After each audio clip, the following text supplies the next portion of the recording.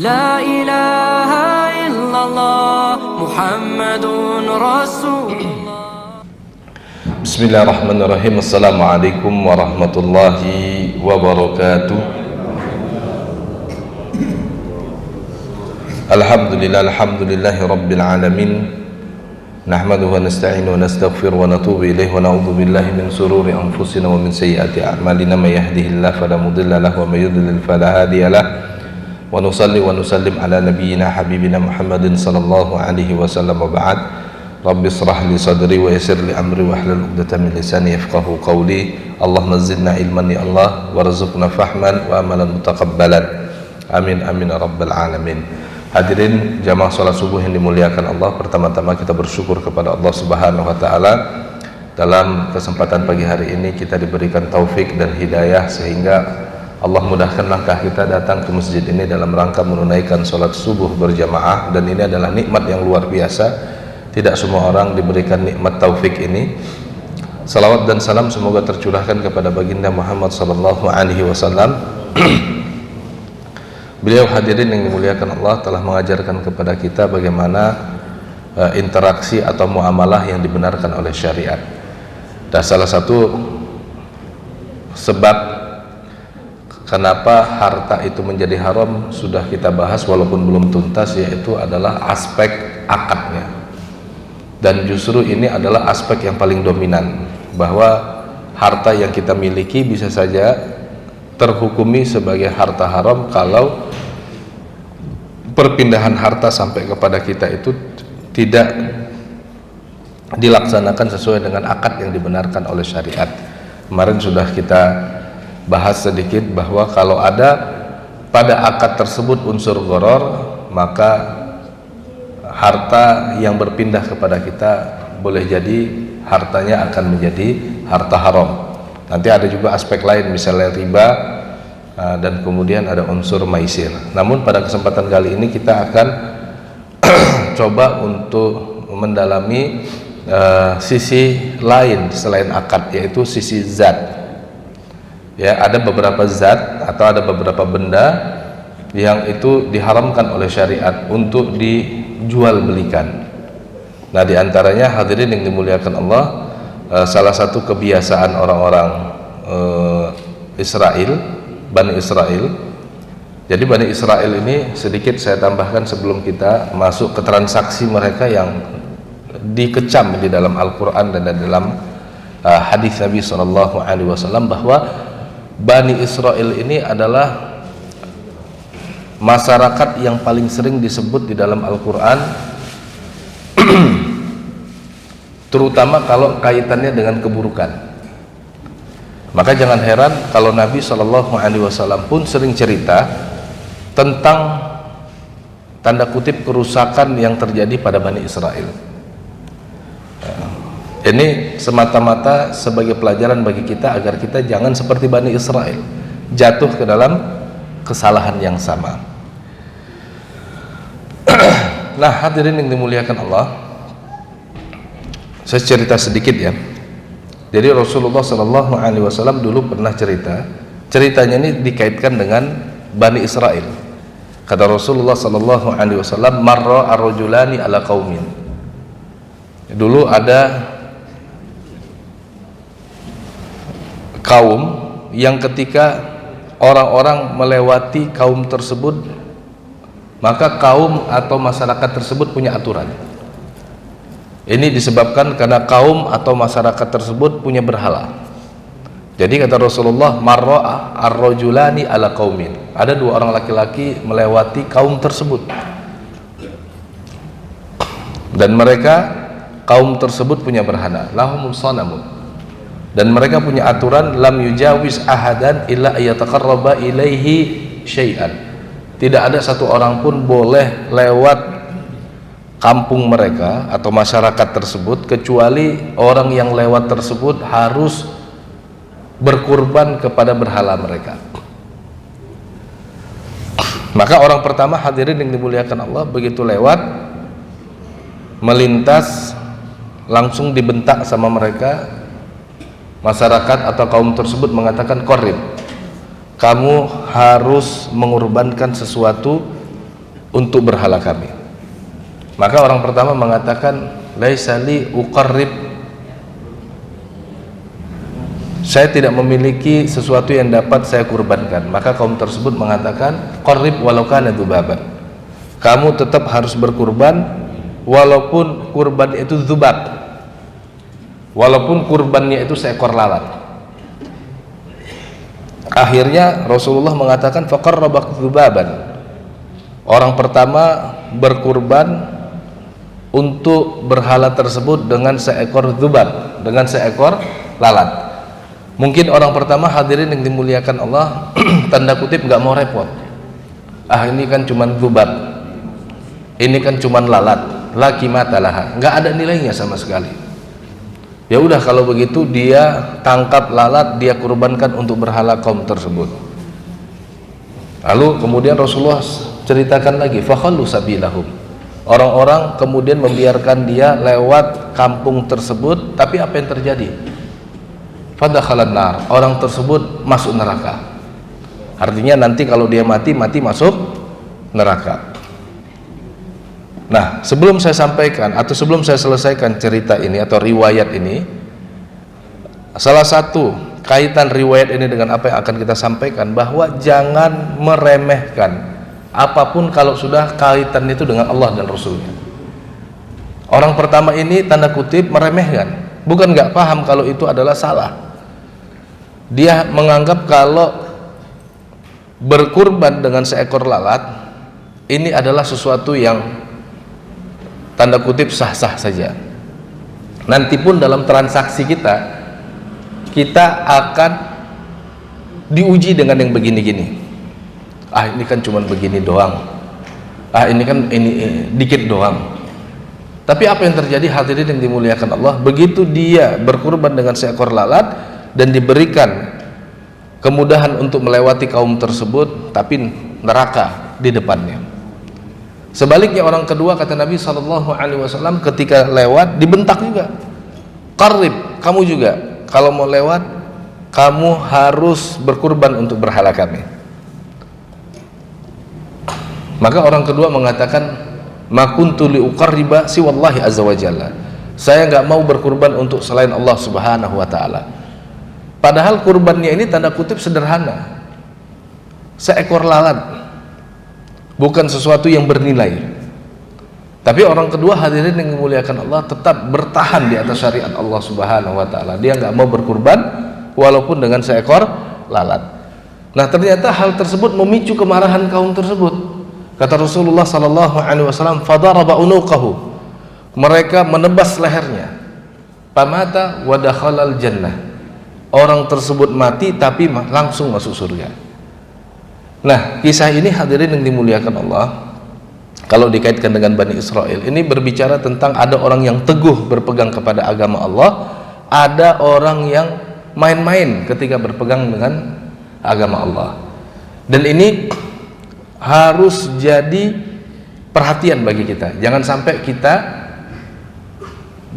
jatuh ke dalam kesalahan orang pertama tadi. Sengaja Rasulullah SAW ceritakan ini terjadi pada kaum sebelum kaumnya Rasulullah, masyarakat sebelum masyarakatnya Rasulullah. Dan biasanya kalau Rasulullah sudah cerita ini pernah terjadi dahulu, ini merujuk kepada masyarakat Bani Israel, bahwa waktu itu ada satu orang, kalau kaitannya dengan agama Allah dia tanda kutip meremehkan, tapi apa akhirnya? Masuk neraka.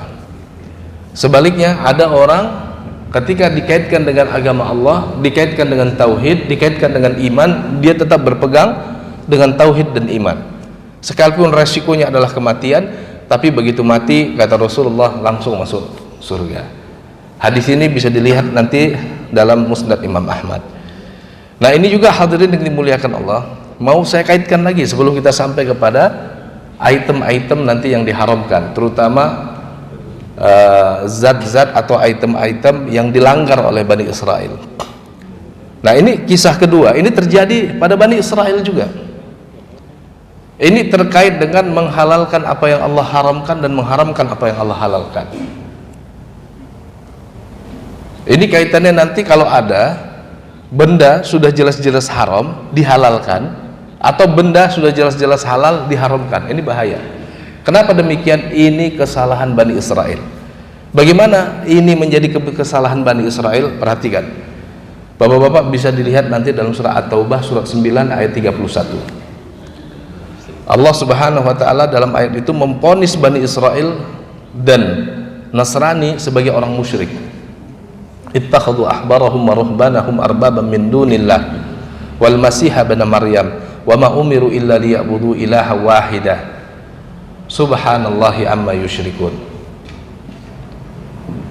Di akhir ayat dalam surat ini, surat At-Taubah ayat 31, Allah Subhanahu wa taala menutup ayat tersebut dengan subhanallahi amma yusyrikun. Maha suci Allah dari apa yang mereka persekutukan. Maha suci Allah dari apa yang mereka lakukan, yaitu mereka berbuat kesyirikan. Divonis oleh Allah Subhanahu wa taala Bani Israel dan orang-orang Nasrani musyrik di sini. Subhanallahi amma yusyrikun. Maha suci Allah dari kesyirikan yang mereka kerjakan. Nah, termasuk nanti hadirin yang dimuliakan Allah, kalau kita lihat dalam buku-buku para ulama, ini ayat menjadi sebab nanti sebagian ulama mengatakan udah nggak ada ahlul kitab, dalam artian sudah tidak ada ahlul kitab seperti yang diceritakan dalam ayat yang lain, karena orang-orang Yahudi dan orang-orang Nasrani Bani Israel telah divonis oleh Allah melalui ayat ini bukan lagi ahlul kitab tapi musyrik ya. Tapi ikhtilaf ulama ya, ikhtilaf ulama. Sebagian besar para ulama mengatakan tetap ada ahlul kitab. Yang mau kita bicarakan hadirin dari ayat ini adalah justru kenapa Allah Subhanahu wa taala memvonis mereka sebagai musyrik. Ini ada kaitannya dengan tema yang mau kita kaji. Dalam ayat ini perhatikan hadirin yang dimuliakan Allah. Allah mengatakan ittakhadhu ahbarahum, orang-orang Yahudi Bani Israel mengambil alim ulama mereka sebagai Tuhan. Arbab ini jamak dari Rabbul alamin, Tuhan-Tuhan selain Allah.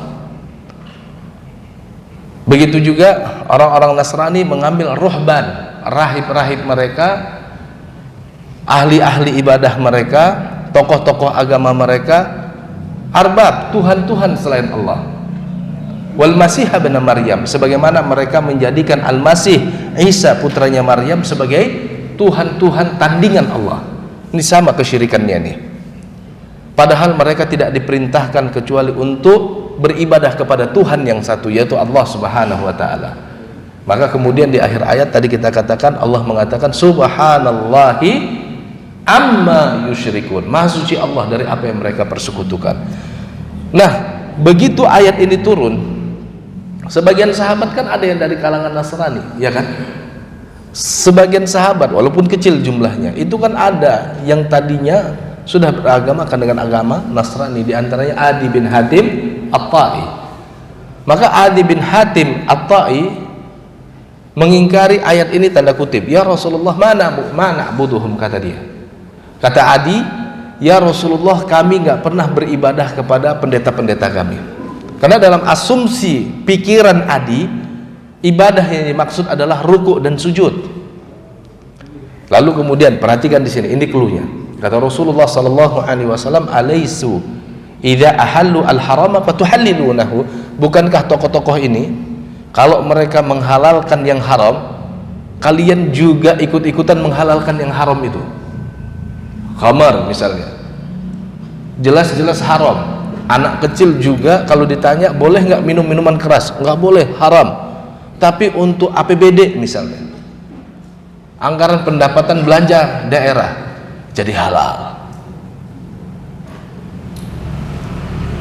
Perzinahan misalnya, jelas-jelas haram. Siapapun tahu yang namanya perzinahan itu haram. Tapi untuk pendapatan belanja daerah, apalagi untuk pendapatan belanja negara, jadi halal. Perjudian misalnya, udah jelas-jelas haram. Siapapun tahu judi haram. Tapi karena di situ ada keuntungan yang menggiurkan, akhirnya dihalalkan. Nah, ini kayak hari ini pinjaman online itu kan dihalalkan regulasinya melalui OJK. Dari mana Ustaz tahu? Ya tahulah. Regulasinya dihalalkan oleh OJK. Dan perusahaan judi online itu kebanyakan dari Cina, pinjaman online itu kebanyakan dari Cina. Ya kadang-kadang integrasi dengan perusahaan lokal, tapi perusahaan lokalnya fiktif gitu. Misalnya Pak Hendro ditawari jadi komisarisnya gitu. Nah, kadang-kadang ditawari jadi direktur ABC-nya, seolah-olah terjadi kolaborasi begitu. Apa yang terjadi hadirin yang dimuliakan Allah kalau kita melakukan apa yang dilakukan Bani Israel ini? Kita menghalalkan apa yang Allah haramkan, apa yang terjadi kira-kira? Kalau berdasarkan ayat yang tadi, iya, kita telah melakukan kesyirikan. Di mana bentuknya? Tadi kata Rasulullah, kalau mereka alim ulama, tokoh-tokoh agama itu menghalalkan apa yang Allah haramkan dan kalian juga ikut-ikutan menghalalkannya, dan apabila mereka mengharamkan apa yang Allah halalkan, kalian juga ikut-ikutan mengharamkannya, maka itulah bentuk peribadatan kalian kepada mereka. Karena hadirin yang dimuliakan Allah, salah satu aspek terpenting dari ibadah itu adalah taat. Maka salah satu sebab seseorang itu jatuh ke dalam kesyirikan adalah pada syirkut taat. Kita nggak boleh punya keyakinan bahwa ada orang atau tokoh agama bahkan yang berhak menghalalkan apa yang Allah haramkan dan berhak mengharamkan apa yang Allah halalkan. Ini mulai terjadi.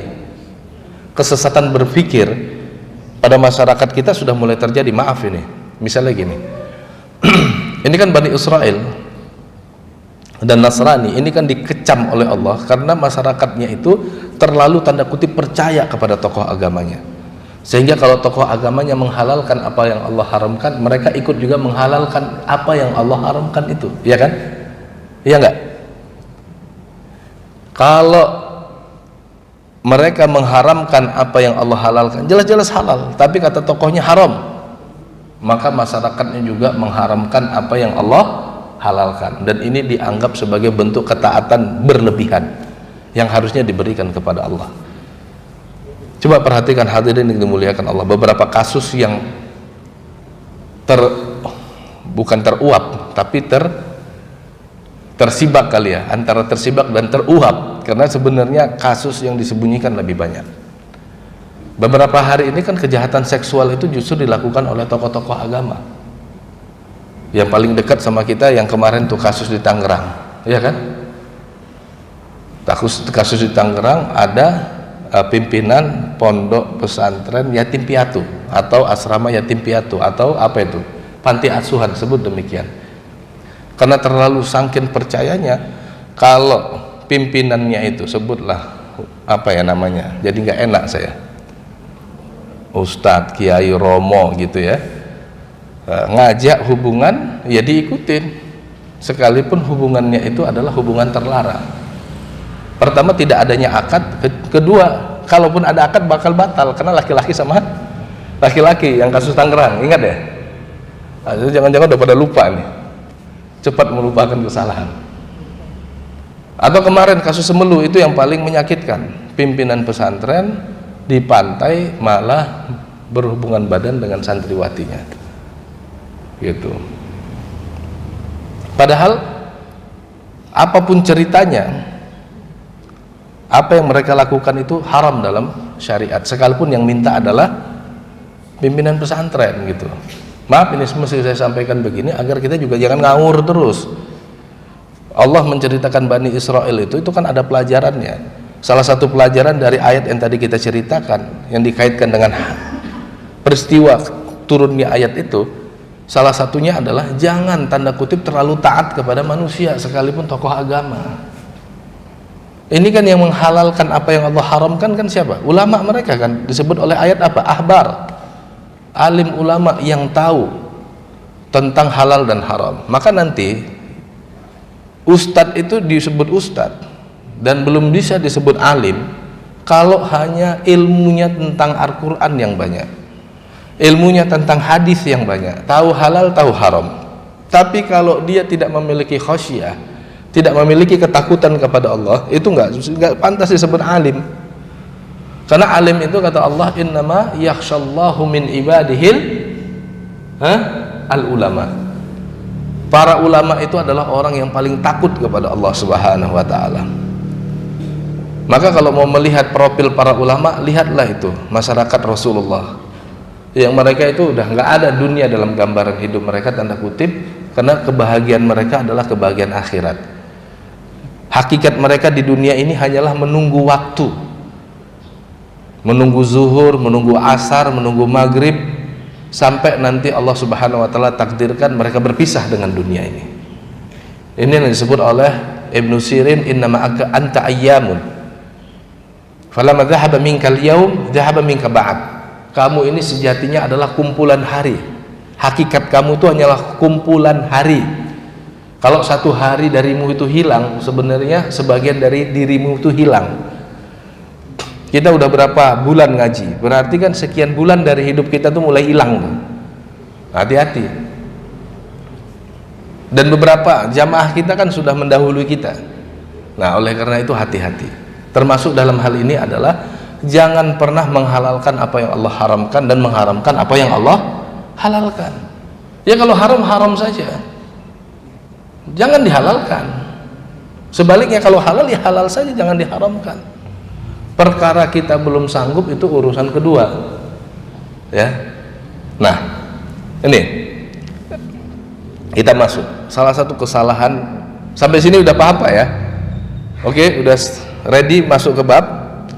Nah, salah satu kesalahan Bani Israel terkait dengan transaksi jual beli adalah mereka melakukan jual beli bangkai, tapi bangkainya nggak langsung dijual. Dan dalam syariat, hadirin yang dimuliakan Allah, bangkai itu haram. Tapi sebelum saya lanjutkan, ini kebetulan tadi malam saya lupa ngecas baterai. Ada listriknya nggak Pak sebelah itu? Habis baterai. Kadang kita pakai laptop lupa nyala aja laptopnya, pagi-pagi lihat udah. Saya colok di sini tapi nggak tahu habis. Ya, kita lanjutkan hadirin yang dimuliakan Allah. Nanti bisa dilihat dalam surah Al-Maidah ayat 3. Tapi ayat itu kan normatif sekali ya, bahwa Allah Subhanahu wa taala mengatakan hurrimat alaikumul maitatu waddamu wa lahmul hinzir wa ma uhilla li ghairillahi bihi. Diharamkan, hurrimat alaikum, diharamkan atas kalian al-maitah, bangkai. Nah, bangkai ini bukan ayam yang sudah ulatan, bukan. Bangkai ini bukan kambingnya sudah bau busuk, bukan. Ini kambingnya segar, sapinya segar. Bangkai ini adalah hewan yang mati tidak sesuai dengan syariat Allah. Oke. Oke, udah masuk, alhamdulillah. Tadi ya. Tadi nggak masuk. Bangkai itu adalah hewan yang mati tidak sesuai dengan syariat Allah. Contohnya apa? Contohnya kalau realita kita hari ini ya, dan ini hati-hati. Contohnya kalau ayamnya tidak disembelih sesuai dengan syariat. Gimana tidak disembelih sesuai dengan syariat? Misalnya ketika disembelih tidak diucapkan di situ lafal atau nama Allah, begitu. Dan ini kalau di Eropa, kalau di Indonesia mungkin sudah ada tinjauan ulang dari majelis ulama. Misalnya kalau di Eropa itu kan hewan tidak disembelih, di listrik bagian otaknya misalnya, dan ini kan nggak boleh. Nah, nanti saya cerita dikit ya, karena memang ayatnya cerita. Bapak-bapak hadirin jamaah salat subuh yang dimuliakan Allah, ada kisah ini dalam surah Al-An'am ayat 121. Dan menariknya ayat ini juga vonisnya kejam, tanda kutip. Karena di akhir ayat Allah mengatakan wa in ata'tumuhum innakum la musyrikun. Kalau kalian taati mereka, kalian bolehkan kalian bolehkan bangkai, kalian musyrik sama dengan mereka. Kan serem ini. Serem nggak? Ini bukan haram lagi, musyrik begitu. Nah, ayatnya bunyi wala ta'kulu mimma lam yudhkarismullah alaih wa innahu lafisqun wa inna syayatina la yukhuna ila awliyaihim liyujadilukum wa in ata'tumuhum innakum la musyrikun Wala ta'kulu, kalian jangan pernah memakan mimma lam yuzkar ismullah alaih, sesuatu yang ketika disembelih tidak disebut nama Allah. Wa innahu lafiskun, karena yang demikian itu adalah kefasikan. Wa inna syayatin la yuhuna ila awliyaihim, sesungguhnya setan-setan itu mewahyukan kepada aulia, wali-wali mereka, teman-teman mereka, liyujadilukum, agar mereka bisa mendebat kalian. Nah, maksudnya begini, nanti kalau dilihat dalam tafsir Ibnu Katsir ya, saya karena lagi buka tafsir Ibnu Katsir juga, atau dalam tafsir-tafsir lain, termasuk tafsir yang paling bagus yang menceritakan ayat ini adalah tafsir Imam As-Suyuti, Ad-Durarul Manthur.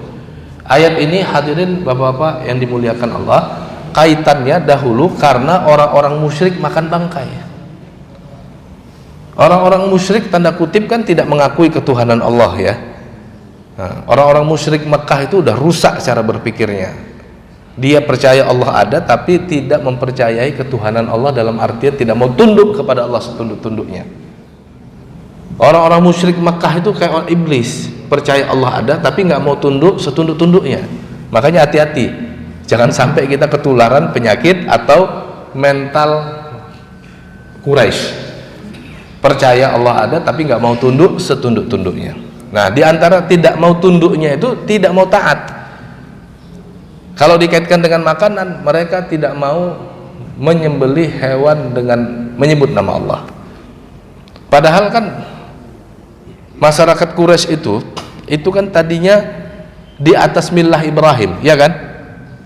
Masyarakat Quraisy itu kan tadinya di atas ajaran Ibrahim, ya kan? Karena mereka adalah anak keturunan dari Ismail putranya Ibrahim. Tapi lambat laun kemudian karena hilangnya ilmu, pudar itu ajaran. Kita juga mungkin kayaknya begitu. Kalau nggak ada alim ulama yang menerangi jalan ini, lama-lama pudar kayak orang Quraisy. Jadi orang Quraisy itu menolak kalau hewan itu harus disembelih. Sementara orang-orang Muslim menolak makan kalau hewan itu tidak disembelih dengan menyebut nama Allah. Kira-kira ribut nggak di masyarakat? Oh iyalah, ya kan, misalnya kita datang, ternyata kakak kita musyrik, nyuguhi ayam bakar. Ini ayam tadi disembelih dengan nama Allah nggak? Enggak lah katanya. Wah, saya nggak mau makan. Wah, kamu kalau nggak mau makan nggak menghormati saya. Ribut jadinya di masyarakat, iya kan? Nah, akhirnya syayatin di sini bukan setan yang kasat mata. Setan di sini yang dimaksud adalah orang-orang Persia, karena sekutunya orang-orang Arab itu orang-orang Persia, ya kan, penyembah api. Jadi orang-orang Persia ketika itu kan peradabannya maju. Mereka kemudian memberikan kisi-kisi untuk mendebat orang-orang beriman. Di antara bentuk debatnya begini, mereka bertanya kepada orang-orang beriman, hewan mati, yang matiin siapa? Kalau bapak-bapak ditanya hewan yang mati, yang matiin siapa? Jawabannya siapa, Pak? Nah, Allah kan. Hewan mati yang matiin Allah kamu haramkan. Hewan mati yang kamu matiin pakai tanganmu kamu halalkan. Gimana sih? Nah, makanya kata Allah, wa in ata'tumuhum innakum lamusyrikun. Kalau kamu latah ata'tumuhum, kamu taati mereka, kamu juga menghalalkan bangkai, kamu musyrik sebagaimana mereka musyrik. Karena kamu telah memberikan hak tasyri', hak untuk membuat syariat kepada selain Allah. Kamu telah memberikan hak untuk menghalalkan dan mengharamkan itu kepada selain Allah. Kamu musyrik sebagaimana mereka musyrik. Itu. Maka dari sini yang mau kita kaji juga, bab makanan ini kaitannya juga dengan akidah. Kalau haram ya katakan haram, jangan dikatakan halal. Paham nggak maksudnya, Pak? Makanya nanti ini kalau dalam bab akidah namanya tahlil wal juhud. Menghalalkan apa yang Allah haramkan itu bukan sekedar kesalahan, tapi bisa merusak iman dan akidah. Begitu juga menolak satu syariat Allah itu bukan sekedar pengingkaran, tapi juga merusak iman dan akidah. Misalnya saya katakan, saya nggak wajib sholat. Itu beda dengan saya nggak mau sholat. Kalau saya bilang saya nggak wajib sholat, saya bukan hanya melakukan kesalahan, tapi saya jatuh ke dalam dosa kekafiran, karena saya telah menghalalkan atau saya telah membolehkan sesuatu yang harusnya saya kerjakan gitu. Paham ya? Sama misalnya gini, saya zina nggak apa-apa karena saya sudah makomnya makrifat. Oh, nggak bisa. Kalau saya berzina itu dosa besar, tapi kalau saya menghalalkan zina itu bukan dosa besar lagi. Paham Pak ya? Kalau saya nggak mau sholat itu dosa, tapi kalau saya bilang saya nggak wajib sholat itu bukan dosa lagi, lebih gitu. Paham ya sampai sini ya? Saya makan babi itu haram, tapi kalau saya menghalalkan babi, wah itu dosa besar, bukan lagi sekedar sembarang dosa. Kalau saya makan bangkai itu haram, tapi kalau saya menghalalkan bangkai itu bisa sampai kepada kemusyrikan dan kekafiran. Paham sampai di sini Pak? Nah itu. Makanya itu yang disertifikasi halal itu hati-hati tuh. Kalau dia menghalalkan apa yang Allah haramkan, gawat dia. Benar gak? Oh, tapi pulusnya bagus Pak. Satu sertifikat itu berapa coba sertifikasi halal? Gitu. Iya. Walaupun fulusnya bagus, tapi kalau diambil mampus. Iya kan? Benar gak nih? Benar. Nah itu dia.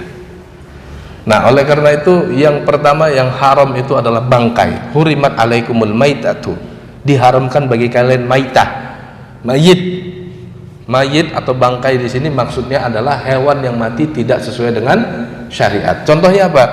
Boleh jadi ketabrak motor, ayamnya masih anget tapi udah mati, halal atau haram? Haram. Kenapa? Matinya tidak sesuai dengan syariat. Tapi kalau disembelih dulu Pak, udah kerbak, ambil pisau, ambil sembelih, akhirnya matinya karena sembelih, halal atau haram? Halal. Bapak pernah ngelihat nggak orang nyembelih di pasar itu kayak apa? Ini pengalaman saya aja. Tahun berapa ya, waktu saya ke pasar malam-malam pulang dari Jakarta, istri minta beliin ayam tapi fresh. Waktu itu ada Piala Dunia, yang nyembelih nonton Piala Dunia, ngamuk saya. Saya bilang, Bapak tadi nyembelih ayam saya nggak mau ganti. Saya bilang, kalau nyembelih itu baca bismillah, jangan ambil nonton ngobrol, sembelih aja, masukin ke air panas. Itu masukin air panas, matinya kena air panas atau kena sembelih? Kalau matinya kena air panas berarti bangkai, karena tidak sesuai dengan syariat. Akhirnya Pak, saya nyembelih, saya tunggu sampai mati ayamnya. Udah nggak kelepek-kelepek baru saya bilang masukin air panas. Paham ini Pak? Kenapa? Orang di pasar itu nggak ngerti syariat, nggak ngerti halal haram. Makanya dahulu di pemerintahan Umar ada semacam sertifikasi, yang nggak ngerti syariat nggak boleh dagang di pasar. Apa kata Umar? Begitu juga nanti kata Ali kan, karena di zaman Ali juga diberlakukan kebijakan ini. Orang kalau nggak ngerti syariat, malam yatafaqah fiddin, kemudian jualan di pasar, faqad irtatama, pasti mau nggak mau melakukan riba, mau nggak mau pasti melanggar syariat. Kayak tadi tukang sembelih, ini kan bukan sekedar kita membunuh ayam, tapi ada proses di mana ini akan menjadi halal atau haram. Dia nggak mikirin itu, tahu-tahu misalnya bangkai, kita bawa anak kita makan di rumah, tiap hari makan ayamnya nggak jelas mulu. Terus kita kaget ngelihat anak kita kok nggak bisa dididik, ini kok tengil banget ya, subuh lewat, zuhur lewat, asar lewat. Nah, karena kita nggak perhatian yang masuk ke perut dia apa, iya kan? Nah, oke. Pak, ini kisahnya sampai sini paham ya? Nah, ini kisahnya. An Jabir bin Abdullah annahu sami'a Rasulullah sallallahu alaihi wasallam, ini saya ambil dari kitabnya. Yaqulu wa huwa bi Makkah amal fathi, innallaha wa rasulahu harrama al-bay' al-khamr wal maitah wal hinzira wal asnama. Faqila ya Rasulullah ara'aita suhum al-mait ara'aita suhum al-maitah fa innahu yutlab biha as-sufun yudhan biha al-julud wa yastasbihu biha an-nasu. Faqala la huwa haramun. Summa qala Rasulullah sallallahu alaihi wasallam inda dzalika qatalallahu liyahuda innallaha lamma harrama suhumaha jammaluhu thumma ba'uhu fa akalu thamanahu. Ini saya ambil langsung dari kitab, masih nggak ada rambutnya Pak, tapi mafhum lah. Bahwa diriwayatkan dari Jabir bin Abdullah, dia mendengar langsung Rasulullah SAW bersabda di Makkah. Ketika itu Rasulullah menyampaikan ini di Makkah, amal fathi Makkah, ketika tahun penaklukan Makkah. Jadi ketika Makkah ditaklukkan oleh Rasulullah dan pasukan kaum muslimin, Rasulullah kemudian mengatakan ini. Apa kata Rasulullah dalam pidatonya itu? Orasi politik. Ini kan orasi politik nih. Pasca penaklukan, Rasulullah membuat kebijakan politik, terutama kebijakan pasar. Kata Rasulullah, innallaha wa rasulahu haramal bai'al khamra. Allah dan Rasulnya telah melarang jual beli khamar. Nggak ada di pasar kita, sistem pasar kita tidak boleh akomodatif dengan jual beli khamar. Wal maitah, tidak boleh juga akomodatif dengan jual beli bangkai. Hewan yang dijual, daging yang dijual di pasar harus tersertifikasi halal melalui penyembelihan yang sesuai dengan syariat dan dilakukan orang yang tahu syariat.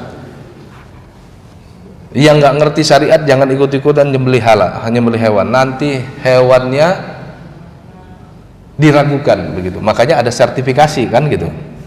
Nah, ini bapak-bapak juga kalau memang ngerti syariat, mending bapak-bapak yang jual ayamnya, saya yang beli. Daripada saya beli dengan orang yang nggak ngerti syariat, ngaco nanti dia. Ya. Allah dan Rasulnya mengharamkan khamar, mengharamkan jual beli bangkai, mengharamkan babi, dan mengharamkan jual beli berhala. Patung-patung yang dikeramatkan itu nggak boleh sebagai komoditi yang dijual belikan, haram. Pasar-pasar kita mesti bebas dari itu. Ini kan barang antik, ya lihat barang antik, bener nggak barang antik? Kalau barang antik yang dikeramatkan nggak boleh. Nah ini ada kejadian Pak, cerita dikit Pak ya. Saya punya jamaah, tahun 2014 saya itu diminta khutbah di Aur Kuning, Bukit Tinggi. Waktu itu nenek mama kumpul juga. Nah ada jamaah saya itu rumahnya itu di Bali, Surabaya dan Bandung. Pengusaha barang antik, orang Bukit Tinggi aslinya. Jadi satu malam dia bilang, Ustaz kita ke pasar makan. Nah kita makan di pasar. Dia cerita pernah di Bandung ada barang antik dijual, mau dijual ke dia murah, bahkan kalau mau ambil aja.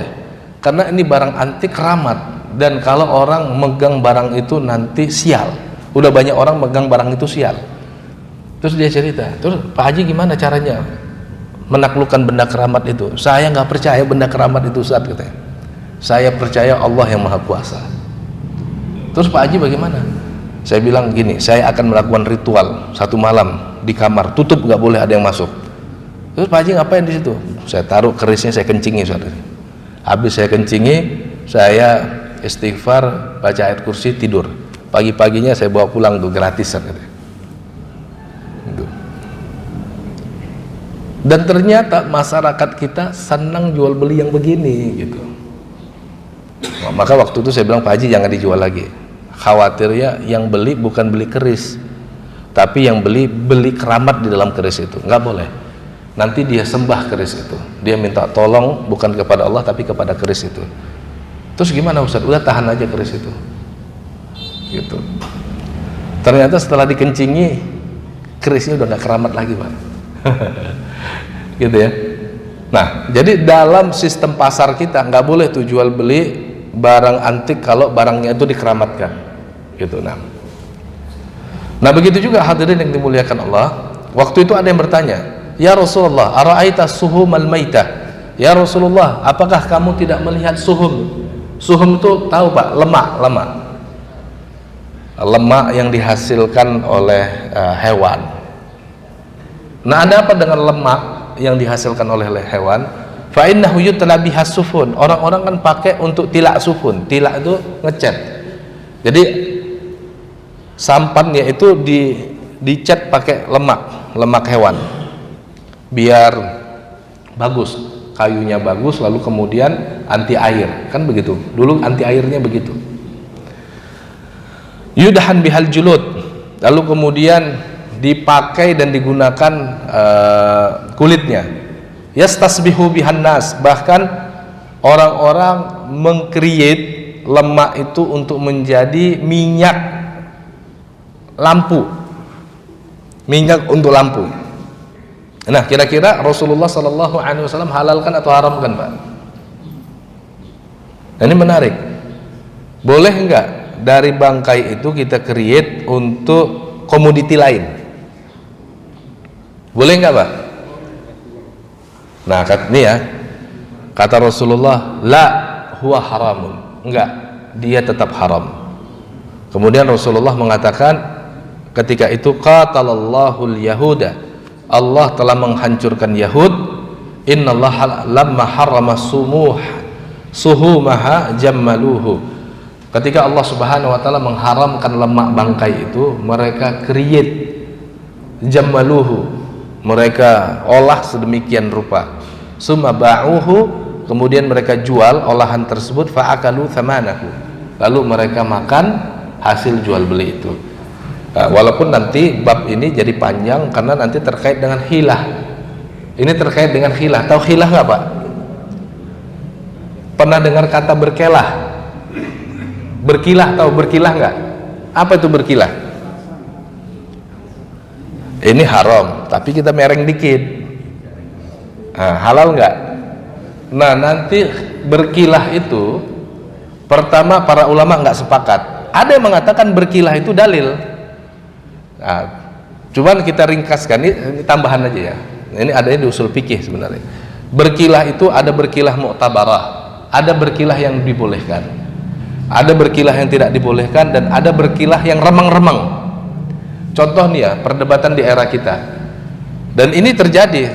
Saya mau tanya ke bapak-bapak, Pak, boleh nggak menggunakan alkohol untuk pengobatan medis? Alkohol dipakai untuk pengobatan medis, diminum. Boleh lah. Hah? Kalau nggak ada yang lain boleh. Itu kan sirup-sirup itu kan pakai alkohol untuk mengikat zat-zat yang berbeda-beda, itu ditaruh alkohol mengikatnya, dan itu juga yang membuat bapak kalau minum obat pilek itu kayaknya enak banget, kayaknya tenang banget, pengen bobok terus, ya enggak? Nah, pertanyaannya halal atau haram? Gimana, halal atau haram? Untuk dalam haram. Hah? Pemakaian dalam. Kalau yang di luar tubuh. Nah, ini terjadi perdebatan lalu kemudian jatuh pada posisi halal karena alkoholnya sudah diproses melalui proses kimiawi. Proses kimiawinya saya nggak bisa jelasin karena saya bukan orang kimia, sehingga posisi awalnya sudah berubah, sudah mengalami perubahan. Makanya mau seliter minum sirup ya tetap nggak mabuk begitu, karena sudah diproses. Gini Pak, proses kimiawi itu yang sederhananya gini. Tape kalau dikasih ragi, apa namanya tuh? Tape dikasih ragi, beras dikasih ragi, fermentasi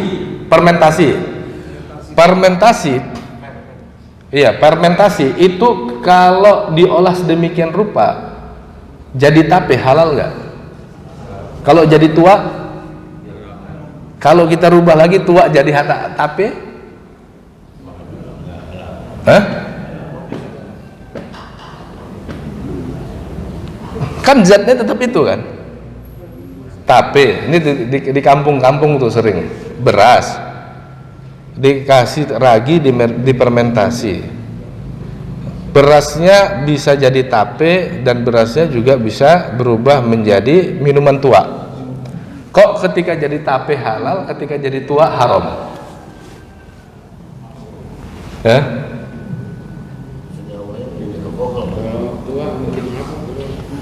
Pada tape kira-kira ada nggak alkoholnya? Hah? Cuman tape sekilo pun nggak akan mabuk kita, gitu kan? Nah ini nanti ini kaitannya bahwa al hukmu yaduru ma'al illah. Hukum itu harus disertai dengan ilatnya, sebabnya. Kalau sebab pengharaman alkohol itu adalah memabukkan, maka alkohol baru haram kalau dia dipakai untuk memabukkan. Misalnya gini, alkohol dipakai buat cuci tangan, halal atau haram? Halal. Karena memang haramnya dia itu nggak ada ayat alkohol. hurimat alaikumul alkohol, walaupun alkohol bahasa Arab ya, alkohol, tapi itu alkohol tidak pernah diharamkan oleh syariat, dalam artian tidak pernah diharamkan oleh Al-Quran, tidak pernah diharamkan oleh hadis. Dia jadi haram karena ada ilat, ada sebabnya. Apa sebabnya? Memabukkan. Tapi dalam proses fermentasi, ternyata begitu difermentasi jadi tape, mau sekilo, 2 kilo, 3 kilo nggak akan mabuk. Berarti tapenya tidak haram sekalipun prosesnya adalah proses yang sama. Gitu. Paham sampai di sini, Pak? Nah, inilah nanti yang disebut berkilah itu, atau al-khilatu bahasa Arabnya. Dan berkilah itu ada yang halal, ada yang muktabar, ada yang nggak bisa, tertolak atau namanya ghairu muktabar, matrudah, ada yang remang-remang. Yang biasanya buat kita rame itu yang remang-remang. Kalau yang kayak tape udah jelas, ya kan? Enggak, ini udah jelas tape ya halal begitu.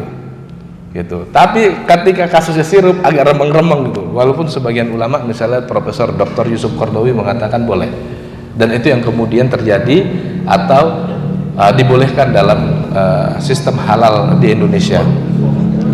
Jadi kalau alkoholnya itu sudah di-create, diolah sedemikian rupa sehingga alkoholnya hanya pengikat dari zat-zat itu dan tidak bisa memabukkan, maka itu boleh. Tentunya nanti pastikan orang-orang kimia melakukan standarisasi dan takaran begitu.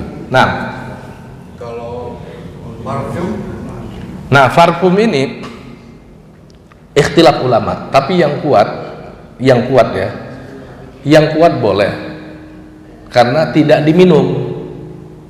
Tapi kalau Bapak mau warok itu menjauhi ke resiko, itu bagus tuh bahasa ekonomi itu, ada risiko di situ, maka tinggalkan aja penggunaan parfum yang ada alkoholnya gitu.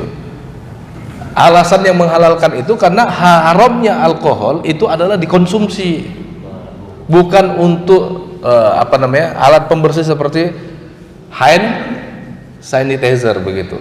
Kulit itu kan bisa menyerap alkohol juga. Iya, mabuk juga, Pak. Kira-kira mabuk juga nggak? Kalau mabuk juga, maka di sini kita katakan karena kulit jika megang alkohol mabuk juga kitanya, ya haram. Tapi kalau kulit ketemu alkohol nggak haram, sementara ilatnya itu adalah hilangnya fungsi akal, maka nggak haram. Gitu. Oke, ini baru sekedar cerita khilah ya, berkilah. Nah, jadi yang diharamkan yang pertama bangkai. Habis waktu. Habis. Hah? Oh iya. Yang diharamkan bangkai. Yang kedua al-maitatu wal hinzir. Hinzir babi. Ya. Babi karena zatnya itu haram, makanya dalam fikih Syafi'i keras loh. Fikih Syafi'i itu kalau kita lihat dalam kitab-kitab itu yang di pesantren itu seperti Fathul Qarib, babi di-create dengan apapun kesimpulannya babi. Gitu. Makanya makanan kalau dicampur benda najis babi, maka makanan itu jadi haram. Misalnya apa? Gulaten gitu ya. Pada permen-permen itu. Kalau memang terbukti di situ ada babinya, maka haram. Termasuk yang kemarin rame makanan apa tuh? Gizi apa itu kan katanya MBG ya, setelah diteliti ternyata mengandung unsur atau senyawa dari babi. Nah itu nggak boleh karena babi masuk ke benda apapun kesimpulannya jadi babi. Kalau istilah dalam kitab-kitab itu wa may yatawalladam ahadu minhuma, pokoknya kalau ada babi maka turunannya itu bisa menjadi haram begitu. Makanya makanan kita ini kita harus perhatian juga, Pak, yang masuk ke dalam konsumsi kita itu permen dan segala macamnya. Termasuk yang diharamkan tadi adalah berhala ya, berhala. Nah ini kalau kita contohkan di pasar kita hari ini adalah barang antik. Jangan sampai barang antiknya adalah sesuatu yang disembah atau sesuatu yang dikeramatkan, sesuatu yang dijadikan pusaka bertuah, maka nggak boleh dijual belikan. Oke, sebelum saya tambahkan, kira-kira ada lagi yang mau ditanyakan sebelum kita closing? sebetulnya ada tapi jawabannya panjang. Nggak apa-apa. Ya, silakan Pak Haji. Bicara mengatakan bahwa hal-hal negatif ya, contoh tadi ada ustadz atau siapapun yang hampir apapun yang berbuat. Sekarang saya pikir jadi tren sekarang orang berpakai baju jubah, apapun itu sudah wah saya hebat saya hatinya. Nah sekarang bagaimana sih kalau menurut saya itu hatinya mungkin ya, tapi bagaimana sih mengobati atau membersihkan hati yang seperti itu? Iya, saya respon dulu ya. Ini karena kita kaitannya sama fikih. Nah, saya ingin melemparkan pertanyaan. Apakah? Tapi sebelumnya saya kasih clue dulu. Cluenya begini. Tidak seluruh yang diriwayatkan dari Nabi itu adalah ajaran Nabi. Sekali lagi, tidak seluruh yang diriwayatkan Nabi itu adalah ajaran Nabi atau yang biasa kita sebut sunnah. Sekali lagi, tidak seluruh yang diriwayatkan dari Nabi, kalau Nabi berbuat begini, Nabi pernah begini, itu adalah ajaran Nabi atau sunnah.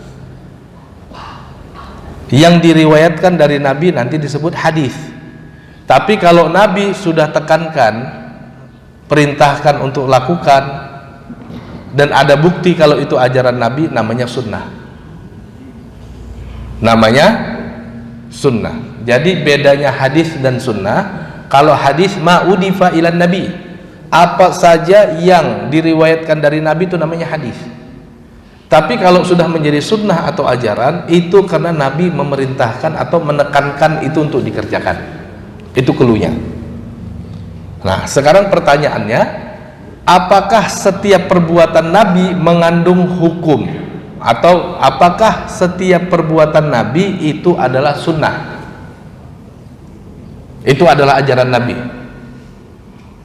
Setiap perbuatan Nabi atau setiap yang dilakukan Nabi atau apa yang diriwayatkan dari Nabi, apakah itu semua sunnah? Ada yang bisa jawab nggak? Atau kira-kira jawab pertanyaannya berat? Belum tentu. Ya, tidak seluruh yang diriwayatkan dari Nabi itu ternyata sunnah atau ajaran. Sampai ada bukti kalau itu nanti adalah ajaran atau sesuatu yang ditekankan Nabi untuk dikerjakan. Contoh, kalau dalam buku usul fikih yang dikritik oleh ulama usul adalah cara makan. Cara makan itu kata ulama usul setelah dilakukan cross check itu tidak mengandung hukum, tidak mengandung ajaran. Itu memang karena Nabi di eranya seperti itu makannya. Tapi bukan berarti boleh makan jalan-jalan ya, boleh makan berdiri, bukan. Nabi itu kan diriwayatkan misalnya makannya begini nih, duduknya nih. Nah, kalau mau ikut Nabi seperti ini tidak ada masalah dan ini baik. Kenapa? Oh, saya pengen kayak Nabi. Tapi nggak boleh diklaim kalau ini adalah ajaran sehingga yang tidak begini menyelisihi ajaran. Paham nggak kira-kira? Saya ulangi lagi ya. Nabi itu kan diriwayatkan makanannya begini. Kalau kita mau makan seperti Nabi, seperti ini duduknya, bagus. Karena kita ingin mengikuti Nabi dalam berbagai hal. Tapi nggak boleh diklaim ini ajaran. Karena kalau diklaim ini ajaran, ini sunnah, nanti orang kalau nggak begini berarti menyelisih ajaran Nabi. Paham sampai sini? Nah, termasuk juga cara berpakaian Nabi. Kayak saya nih pakai jubah. Ini adalah perbuatan Nabi sebagai seseorang, atau sebenarnya ini adalah Nabi ketika pakai jubah pengen ngajari beginilah ajaran. Oke, saya ulangi lagi pertanyaannya, kayaknya berat. Nabi pakai jubah. Ini jubah ajaran atau bukan ajaran? Bukan ajaran. Karena memang waktu itu masyarakatnya berpakaiannya seperti itu. Tapi kalau kemudian ditanya, kamu kenapa sih pakai jubah? Ya saya kepingin aja kayak Nabi. Ya bagus sih, kepingin kayak Nabi, membiasakan hidup seperti Nabi. Tapi tidak boleh diklaim ini adalah ajaran sehingga orang kalau nggak pakai begitu salah, karena menyelisih ajaran Nabi. Itu yang pertama. Yang kedua, kalau kemudian ditemukan ada orang pakai simbol agama, sebut demikian. Simbol agama itu nggak hanya jubah, pakai peci gitu kan. Di tempat kita kan peci sudah jadi simbol agama. Kalau di Saudi dan negara Teluk, simar itu yang pakai iqal ya, atau igal. Nah, itu simbol agama kan begitu. Bahkan sekarang kalau saya lihat batik pun jadi simbol agama. Pakaian yang kita pakai ini jadi simbol agama. Karena biasanya orang-orang pakai baju putih itu pasti mau sholat begitu. Nah, kalau kemudian ada orang pakai simbol agama lalu kemudian jumawa, maka yang perlu dikomentari memang adalah bukan itu salah, bukan orang pakai itu salah gitu ya. Ya bagus. Justru orang pakai pakaian simbol agama, sebut bahasanya demikian, sangat akademis ya. Itu latihan kita, Pak Haji, kalau pakai baju koko, mau maksiat kan malu ya. Maksiat aja lengkap banget begitu. Pakai jubah maksiat kan malu kita ya.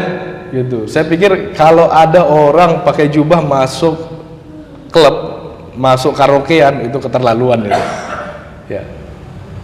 Tapi bukan berarti begitu kita pakai jubah misalnya, pakai baju-baju yang biasa dipakai oleh para kiai, selempang atau rida dan segala macam, kita merasa derajat kita lebih tinggi dibandingkan yang lain. Karena Allah telah membuat garis tegas, inna akramakum indallahi atqakum, bahwa kita itu derajatnya lebih tinggi berdasarkan ketakwaan kita.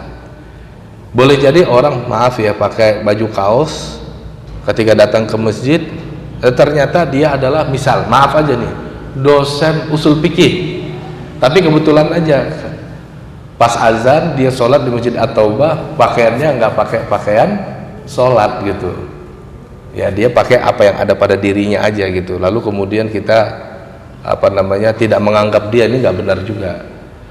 Walaupun memang perlu digarisbawahi, libasukum qabla hudurikum. Orang-orang Mesir pernah ngomong, pakaian itu sebelum kehadiran kalian. Orang sebelum paham kalau kita adalah pakar, yang ngelihat dari pakaian kita kan gitu. Tapi jangan segala sesuatu dilihat dari pakaian, karena boleh jadi orang berpakaian mahasiswa ternyata dosennya begitu, karena kebetulan aja mampir ke At-Taubah belum sempat bawa baju sholat misalnya gitu. Oke ya, saya kembali. Bagaimana Ustaz dengan suatu pendapat bahwasanya apa yang dilakukan oleh Rasulullah dari mulai bangun tidur kemudian siapkan jam sampai tidur kembali itulah sunnah? Belum terjawab. Yang mana? Yang soal hatinya itu supaya bangkit itu gimana, nggak berbuat negatif lagi. Oke, jadi ada dua lagi pertanyaan belum selesai ya. Jadi bagaimana untuk merawat hati itu ya. Nah ini memang merawat hati ini, trik awalnya itu memang harus dengan pengetahuan, tapi selanjutnya harus dengan latihan. Untuk tidak sombong itu nggak bisa hanya sekedar diceramahi, dicerahkan cara berpikirnya, bahwa Allah berfirman, Nabi bersabda, dulu para sahabat begini, nggak bisa, harus latihan. Walaupun pintu awalnya itu adalah pengetahuan, tapi selanjutnya harus latihan. Jadi orang baik itu juga nggak bisa tiba-tiba ketika kita ceramahi jadi orang baik, dia harus latihan terus. Jadi latihan. Maka sebagian ulama ada punya tesis namanya insan kamil. Artinya setiap kita ini sebenarnya sedang latihan jadi orang yang terbaik. Selama kita belum mati, maka latihan itu belum selesai. Tiap hari terus mengumpulkan atomic habit, kebiasaan-kebiasaan sebesar atom itu untuk merubah diri kita yang tadinya tidak baik menuju baik. Latihan terus. Nah nanti kalau dalam perjalanan latihan itu kita diberikan nasihat, karena mungkin kita tidak bisa melihat diri kita. Cermin itu disebut mir'ah, karena dengan cermin kita bisa melihat mar'u atau mar'ah. Kita nggak bisa melihat diri kita, tapi kita masih bercermin untuk melihat diri kita. Kita kadang tidak menyadari kekurangan kita. Saya pribadi misalnya, nggak usah cerita yang lain. Saya kan tumbuh dari sebuah masyarakat pesisir. Saya nggak pernah memahami kalau omongan saya itu nyelekit dan keras begitu, karena saya dari kecil tumbuh di masyarakat pesisir. Sampai 2006 saya pernah tinggal di Garut ngajar di pesantren. Disitulah saya memahami dari interaksi saya bercermin kepada masyarakat di Garut kalau saya ini kasarnya luar biasa begitu. Dan sampai hari ini saya juga nggak tahu kelemahan saya kalau nggak saya tanya ke bapak-bapak, ya kan, ya bapak-bapak mungkin yang pernah bermalam sama saya, mungkin ke dalam keseharian itu bareng sama saya. Kita tuh kadang-kadang nggak ngerti kalau kita salah, Pak. Maka kita bertanya, misalnya gini, saya dengan istri itu tanda kutip saja, kadang sering bertengkar karena saya minta dikoreksi, walaupun ketika dikoreksi saya kayak nggak terima juga. Wah, tengkar, nanti dalam perjalanan saya sebetulnya nerima, itu efek sesaat aja. Dan istri saya paham itu. Nah, biasa, jadi dia sering bilang ke anak-anak, biasa ayahmu ini, pokoknya kritik aja ayahmu ini, nanti dia akan berpikir kok. Ya kita kan sebagai laki-laki kan ada semacam ego laki-laki gitu ya. Nah jadi begitu, kita harus bercermin dari teman-teman kita dan jangan pernah remehkan nasihat dari teman-teman kita. Oke, saya pikir gitu Pak Haji ya. Poin yang kedua, apakah semua yang dilakukan Nabi Shallallahu Alaihi Wasallam adalah sunnah, atau ketika ada yang mengatakan mulai dari awal bangun perbuatan Nabi sampai tidur lagi itu adalah sunnah? Kalau itu sunnah kalau terbukti Nabi mengaitkannya dengan agama dan ada penekanan. Itu perbuatan bisa jadi sunnah atau ajaran kalau terbukti Nabi mengaitkannya dengan agama dan di situ ada penekanan. Misalnya, kalau terbukti ketika makan itu adalah sunnah atau ajaran, maka itu akan jadi ajaran. Contoh begini, ternyata dari makan Nabi ada poin-poin tertentu yang sunnah, itu terbukti melalui riwayat. Contohnya apa? Nggak boleh makan kalau makannya itu kesana kemari. Tahu dari mana itu ajaran Nabi? Karena Nabi diriwayatkan pernah marah kepada Umar, anak tirinya, anak Abu Salamah, karena Abu Salamah meninggal, Ummu Salamah dinikahi Nabi. Akhirnya Umar pada suatu saat makan dengan Nabi. Apa kata Nabi? Ya gulam samillah, wahai anak, ucapkan bismillah kalau makan. Nah maka baca bismillah sunnah. Wakul biyaminika, kalau kamu makan pakai tangan kanan, maka makan dengan tangan kanan sunnah. Wakul mimma yalik, makan dari yang terdekat, jangan tangannya kemana-mana. Karena ada bukti ini adalah ajaran Nabi, maka kita klaim sunnah. Tapi kalau tidak ada bukti di situ ada ajaran Nabi, ada penekanan dan dikaitkan dengan agama, maka bukan sunnah. Wallahu a'lam bishawab. Itu nanti bisa dipelajari lebih lanjut di buku usul fikih, dikaitkan dengan kajian Nabi atau dikaitkan dengan hadis sebagai sumber hukum kedua. Saya kembalikan ke moderator.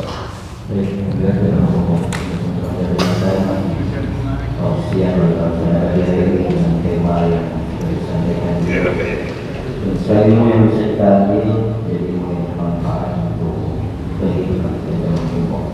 Terima kasih.